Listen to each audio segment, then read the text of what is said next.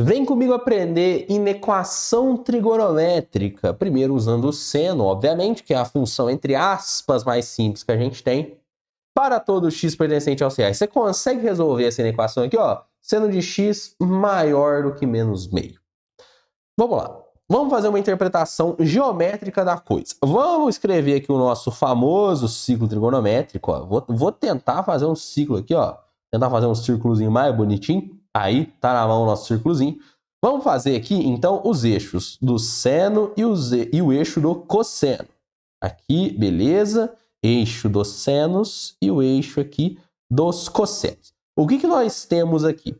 A gente tem uma inequação que é o seguinte: determinar todos os valores de x, tal que seno de x é maior que menos meio. Menos meio, cara, muito provavelmente deve estar mais ou menos por aqui, ó. Menos meio deve ser um valor mais ou menos aqui, tá? Por aí. E o que é interessante dessa questão aqui? Que ele quer que o seno seja maior que menos meio. Então, nós já estamos falando aqui do eixo dos senos, e aqui a gente tem o menos meio aqui embaixo. Então, se o seno tem que ser maior do que o menos meio, e o seno corresponde ao nosso eixo y do ciclo trigonométrico, a gente tem que, na realidade, o que o cidadão quer é o seguinte, ó. O cidadão quer que a gente traça como se fosse uma reta aqui, ó. Tá vendo? E pegue todos os valores de seno aqui para cima, ó. Tudo esse trem aqui, ó. Até chegar, obviamente, no 1, né? Porque o 1 é o valor que a gente realmente não pode passar quando a gente fala de seno e cosseno, né? Então, o que o cara quer é isso aqui, mano. Ó, ele fez toda essa bodega para falar assim, cara, quais que são os números que estão nesse intervalinho aqui? E aí? Você consegue falar? Você consegue fazer isso, cara? Para o vídeo, pausa aí, tenta resolver por você mesmo, que eu vou vir aqui com a nossa solução, tá? Vamos lá, vamos prestar atenção no seguinte. Quando a gente fala de seno de x igual a menos meio, uma coisa a gente sabe, que é quando o seno de algum ângulo, vou chamar esse ângulo de alfa, dá igual a meio. Pela tabela trigonométrica, a gente tem ideia de que quando o seno dá meio, o nosso alfa, necessariamente, ele tem que dar 30 graus, que é o primeiro ângulo, beleza? Então, quando o seno dá meio, o nosso ângulo dá 30. 30 é mais ou menos aqui, ó. Beleza? Ó, 30 é mais ou menos aqui. E para o seno dar menos meio, eu teria que ter o ângulo, portanto, de menos 30. Beleza? Aqui, ó. Então, eu teria que ter um ângulo de menos 30 graus. Então, aqui seria 30. E este ângulo aqui, ó, é o correspondente ao ângulo menos 30. Beleza? Porque eu estaria aqui embaixo da origem do meu eixo do seno. Portanto, o seno seria negativo nesse caso. Fechou? Então, ó, o ângulo que corresponde ao ângulo menos 30 graus é o 360, que é a volta completa que eu tenho, menos 30 graus. Portanto, esse ângulo aqui que nós estamos falando, ele é, primeiramente, o ângulo... Opa, até apaguei tudo aqui, né? Era para ter apagado. Ele é o ângulo de 330 graus. É um desses ângulos. Então, vamos lá. Para quando o seno de um determinado ângulo qualquer θ é igual a menos meio, o meu θ, então, o primeiro valor dele vai ser 330 graus. Beleza, estamos aqui. Que mais? Você pode estar se perguntando, porque olha aqui, ó, se a gente fosse traçar uma outra reta aqui, a gente necessariamente veria que não é só o ângulo de 330 graus que faz essa correspondência. O ângulo de 330 é só uma dessas correspondências. Aqui, ó, a gente teria de novo que está batendo aqui no meu eixo dos senos. Esse ângulo aqui também teria que dar 30 graus. Para que esse ângulo dê 30 graus, como toda essa parte aqui vale 180, aqui valendo 30, eu desloquei, portanto, desde a origem, 180 mais 30, que vai dar 210, beleza? Então, nesse caso aqui, ó, para a primeira volta do ciclo, eu teria que o θ é igual a 330, e o θ, nesse caso, teria que ser igual também a 210, tá? Ou 330 graus, ou 210 graus, a gente teria a correspondência exata de seno de 30 igual a menos meio para a primeira volta do ciclo. Como é um ciclo, eu posso ficar repetindo essa volta infinitas vezes, tá? Só que não é isso que a gente quer, porque a gente quer os valores em que o seno for maior do que menos meio. Então, necessariamente, para esse valor ser maior do que menos meio, eu preciso que o meu ângulo ele esteja entre os 210 graus, ó, entre os 210 graus e o menos 30. É o único jeito desse ângulo ter o seno maior do que menos meio. Porque olha aqui, ó, se ao contrário, esse ângulo for maior do que o ângulo de 210 graus, ou seja, eu passei daqui, e menor que o ângulo de 330, eu vou estar entrando nessa zona aqui, ó, que o meu seno ele vai estar aumentando de valor aqui para os negativos, ó, tá vendo? Ó? O meu seno está aumentando de valor. Isso não pode acontecer. O meu seno só pode ser maior. Então, o meu ângulo ele tem que ser os ângulos correspondentes a esta região aqui.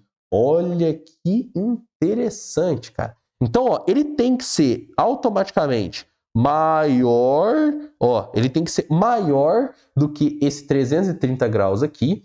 E ele tem que ser menor que, após você dar a volta nele, obviamente, ele tem que ser menor também que o nosso ângulo de 210 graus. Então, seria esse o que a gente teria de resposta para essa questão. Só que aí você para e pensa comigo.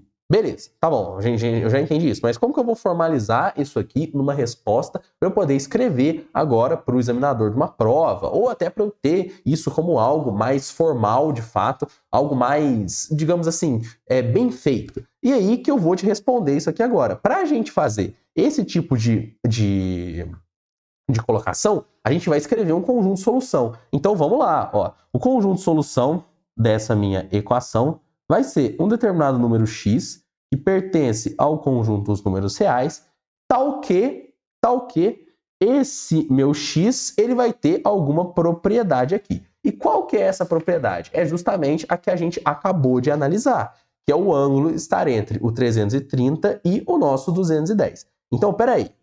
É isso que a gente tem que escrever? Exatamente isso que a gente tem que escrever. Agora, como que nós vamos escrever isso aqui de fato? Vamos lá, vamos observar o seguinte aqui. A gente acabou de ver que o nosso x, eles têm que estar entre o nosso ângulo aqui de 330 graus, beleza? Ele tem que estar entre o nosso ângulo de 330 graus. Opa, não... Peraí, calma, vamos reformular. Ele tem que estar entre o nosso ângulo de 210 graus e ele tem que automaticamente ser maior que o ângulo de menos 30 graus. Menos 30 graus, novamente, a gente já viu quanto que vale o menos 30 graus, que vai ser o correspondente ao 330, beleza? Ao 330. Só que vamos usar o ângulo negativo, porque apesar disso aqui ficar mais fácil na hora da gente fazer a observação, aqui a gente consegue formular uma resposta genérica mais bacana, beleza? Por quê? Porque agora, para fazer esse tipo de demonstração, a gente precisa primeiro transformar esses ângulos para radianos. Não sei se você me lembra, mas 180 graus equivale a π radianos. Então, ó, o de 30 graus necessariamente seria π radianos dividido por 6. Tá? Vamos transformar tudo aqui para radianos para ficar as coisas melhores. E aí, o 210, você concorda comigo que é 7 vezes o de 30? Por quê? Porque 3 vezes 7 dá 21, com 0, 210. Então, aqui eu teria que, como o meu 30 graus é π sobre 6 radianos, porque π é 180, e 180 sobre 6 dá 30, eu teria que o meu 210 é o ângulo 7 vezes o que eu tinha ali, que é 7π sobre 6. Beleza? Então, ó, 7 vezes π sobre 6 radianos. Então, isso aqui eu tenho que manter como minha condição. Só que eu te pergunto, esses são os únicos ângulos em que essa inequação, ela é verdadeira? Não. Por quê? Porque eu tenho essa infinidade de ângulos aqui, ó. Tá vendo? Ó? Eu tenho essa outra infinidade aqui e eu posso ficar dando volta no meu ciclo, mano. Eu posso estar dando volta. Então, o meu x ele tem que estar nesse patamar e aqui eu tenho infinitos ângulos entre esses dois. Só que eu posso ficar dando volta no meu ciclo. Porque se eu tô aqui, ó, e dou mais uma volta, eu parei aqui de novo, mais uma volta, eu parei de novo, mais uma volta, eu parei de novo, mais uma volta, eu parei de novo, mais uma volta, mais uma volta. E como que a gente representa essas voltas? A gente vai somar como uma volta no meu ciclo equivale a 2π radianos, porque 2π são equivalentes a 360 graus, eu vou somar com 2π multiplicado por uma determinada constante que eu vou chamar de n, beleza? E eu faço isso aqui desse lado também, ó, mais 2π vezes o n, beleza? Por quê? Porque se esse n for igual a 1, quer dizer que eu andei uma volta a mais 2π. Se esse n for igual a 2, eu andei 2 voltas a mais. Se esse n for igual a 3, eu andei 3 voltas a mais, assim por diante. Se esse n for igual a menos 1, na verdade eu fiz uma volta ao contrário, e assim por diante, beleza? Então, esse n aqui, ó, esse n é um número que pertence aos inteiros. E ele pode ser zero também. Se ele for zero, eu tô naquela primeira volta entre 0 e 360 graus, beleza? Então, para formalizar isso aqui de uma vez por todas, a gente fala aqui, ó, que o nosso x, o nosso conjunto de solução é o de todos os x's pertencentes aos números reais, tal que esse nosso grandioso número x, ele vai ser maior que mais 2πn menos π sobre 6 e menor automaticamente que 7π sobre 6 somado com 2πn. Obviamente, o que a gente já tinha escrito aqui, que o nosso n é um número pertencente aos números inteiros, beleza? Se você curtiu essa explicação, se você curtiu uma coisa que eu acho que você não vê todo dia por aí, que são inequações trigonométricas, já pode seguir esse canal aqui, cara, não divida por zero. A gente tem sempre vídeos muito legais e bem avançados de matemática para você expandir o seu intelecto, beleza? Muito obrigado, valeu, falou e fui, até a próxima aula. Valeu!